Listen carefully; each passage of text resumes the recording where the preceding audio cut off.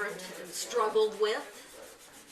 Although, partially I like the proofing process as the evolutionary growth to see what happens.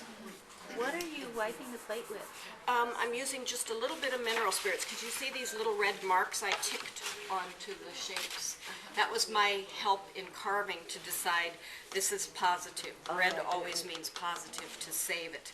If I use a white mark, it means carve it away. And I didn't mark with white, I only marked with red. But I just want to wipe off these with a little bit of mineral spirits. It's just a wax crayon to get rid of it. Last time you were here, weren't you working on one plate only? On what? One plate only, it seems like. That's about what, 3 or 4 Could years be. ago? I don't remember. So it's fairly new that you've come up to create this? Pretty much. I've been doing this exclusively this way for the last few years, I guess. It just seems so much more interesting to me. Does anybody remember when I did my demo? Was it 2 blocks or 1? One. I don't let the inks dry in between, because if they dry, then they seal up the surface of the paper.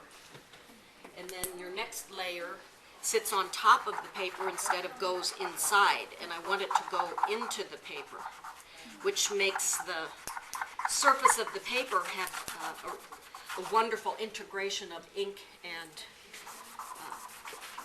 material, the paper material. So maybe we can talk about some of that wet into wet stuff when I get some colors out here. There's my marks. Okay, so now I have to think of colors. Ooh. And I brought something home from my last projects. So that might help me too. Look at, saved my leftovers in wax paper, and there's some darks and some lights and some brights, and I know one of this has to be bright. What kind of inks are you using? I use oil-based lithography inks. I like lithography inks better than the ones that are made for relief printing. And I confess I haven't used relief printing inks for years because I like the lithography inks. They're so intense in color, very finely ground pigment, and there's no dryer. And I think having no dryer is really important.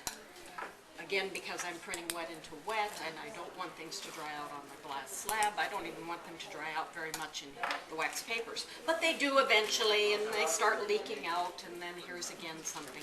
But I can keep recycling from these papers over and over till there's nothing left, and I make new colors all the time. In addition to the transparent base, what else, do you add other modifiers to it? Yeah, that's why I had them open up this can of transparent base. I use the Hanchi brand litho inks, and then their Hanchi tint base is what they're calling it, trans base. CS 800 is the one I like, and you can see how it's very much like honey, very sticky and stringy, and it helps the ink to stay very thin, and the transparency factor is really important. So that's the before I talk about other modifiers, the first thing is what the transparency will do. And actually maybe another piece of white paper, and we can tear off a little section, just so that I can test this color. For those of us in back who can't see the name of the ink, could you spell the name of the ink? Hanchi is Handschy. The Hanchi brand. So I wanted to see what this was like straight, and then if I want to add a little bit of tint base to it. Usually, since this has already been mixed up, I know that it has transparent base in it. But frequently I start with the transparent base and add color to it. And I can then do it in small increments and find out what that changes. And it may be as much as 80 or 90% transparent base before I put. So that large can, I'm sorry, what's I don't know if that changed it very much. transparent base that's in the large? Yeah. So it changed it a little bit. That wasn't very much transparent base that I put in but I'm testing it to find out how much, and actually I kind of want this little intensity in this spot. But then the transparent base is a little sticky, the inks are sticky, and they need a little bit of modification, and I use Mirka gel. And here's my, this is going to be an antique, these film cans. I don't want to lose film cans in this little container. So maybe about the size of a pea or so gets added to the mixture to lessen the tackiness of the ink. So it is modifying it, but just a little bit to make it scoot around more and easier to roll thin. And So change. these inks that you start out with, your colors, are those block printing inks or etching inks or Offset lithography inks. lithography? Yeah. Is there viscosity difference between that and the block? I'm not sure, because I don't use the block print inks at all. In fact, even at school for our students, we like to use the lithography inks for relief printing. And that's my experience, knowing that the lithography inks are the best quality inks, actually. The best pigment, finest ground, more pigment per binder ratio than the other colors. So a very small amount of pigment can go a long ways.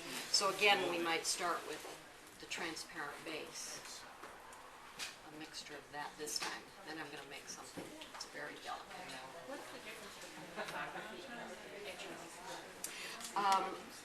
Lithography ink has to be prepared to a very high standard to be able to make it print, because you know lithography is planographic.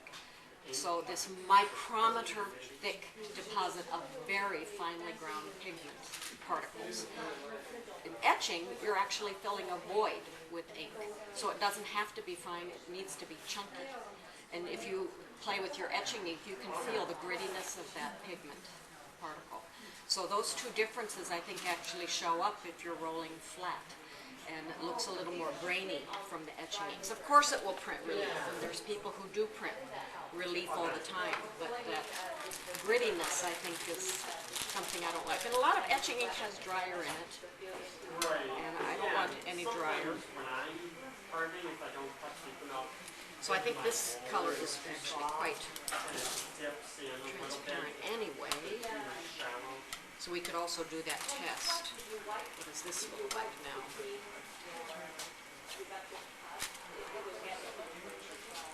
A little bit more transparent. And we can modify it with something. Let's try just changing it a little bit.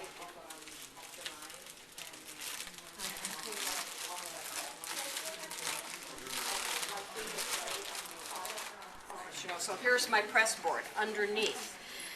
Here's my paper sitting in front of me. My ink is off to the side. I don't always have the luxury of all of that stuff spread out.